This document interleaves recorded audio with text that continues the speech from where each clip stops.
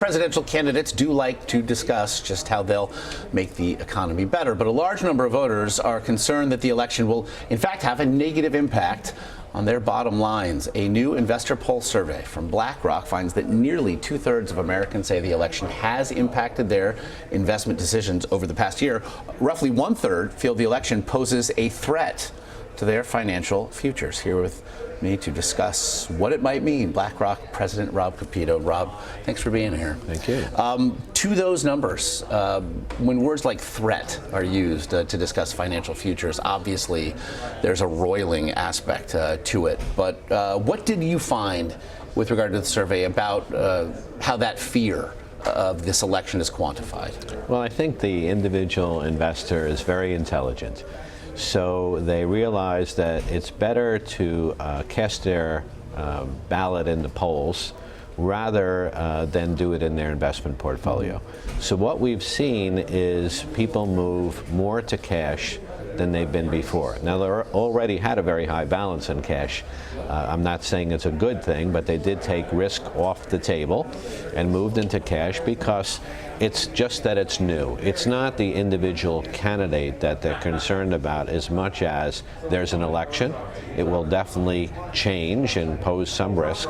So rather than take risk in their principal, they've moved some of their portfolio into cash. What aspect do you think the particular nature of this election cycle has had? Obviously, the market does not like the unknown. But as we've covered this election season from virtually every angle, certainly there's a sense of unknown unlike any we've ever seen in modern political history. Do you see that from your vantage point? No, I mean, look, there's always unknown because even though a presidential candidate will say they'd like to do things, it's not just theirs to do. There's Congress, there's many other avenues that they have to pursue. But it comes at a time when there is already a lack of confidence in the system. And by having two candidates that are campaigning the way they are, it doesn't help the lack of confidence. So therefore, rather than take a risk, let's go to cash and we'll think about the results later. And your survey found what with regard to the percent of portfolios and how that breaks out? I know these numbers are particularly interesting. Well, it's really quite staggering that more than 50% of clients' portfolios are in cash. And it breaks down very differently amongst men and women as well. Men claim that 60% of their portfolios are in cash. Women claim that 75% of their portfolio is in cash. Now, that's a problem because, as we know, rates are very low. And if they're in cash, they're not earning enough. We're talking about trillions of dollars doing next to nothing. Well, we're talking about globally more than 50 trillion that is earning very little, or in some countries, of course, negative. So this is money that people need to spend, so it certainly has an impact on the economy, but it also has a long-term impact on the money that they will have for retirement. So this money is important that it's invested to get some sort of return long-term so that people can retire in dignity. And as you know from demographics, people are actually living longer. So they have not saved enough and have not invested enough for the last 10 years of their life. And what happens during your last 10 years of life? Your health costs go higher, and of course health costs are already high, so people are concerned. So being in cash is really not the answer. It may be a short-term answer to ride out the volatility that they are perceiving will happen during the election period.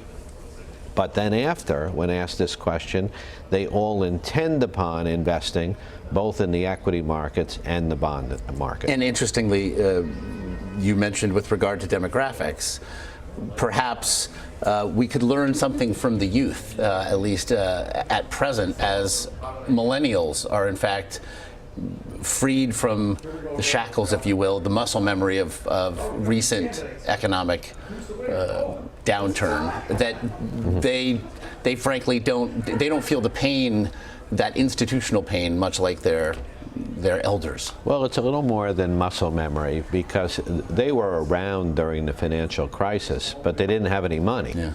They didn't have a house.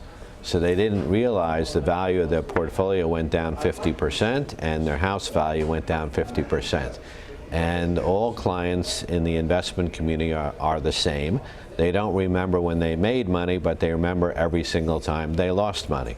So fresh on the mind of baby boomers is how much money they lost, and of course a lot of that was earned back, but you don't forget that period of time. Millennials have more time to worry about this. They're first coming into money. They're in the technology stage and technology era, so they're utilizing technology to learn how to invest, and they're less afraid now to take some risk and invest for the long term. Unfortunately, the baby boomers, it's harder for them to invest in the long term now because their long term is shorter. So at this period of time when they need the income the most, interest rates are the lowest. So you could see why they have a lack of confidence, they're nervous, they can't afford to lose this principal, so they're sitting in cash. I know, as your turn of phrase, you can invest for the future in the future. Rob Kapito, really appreciate the time today. Thanks for being here. Thank you very much.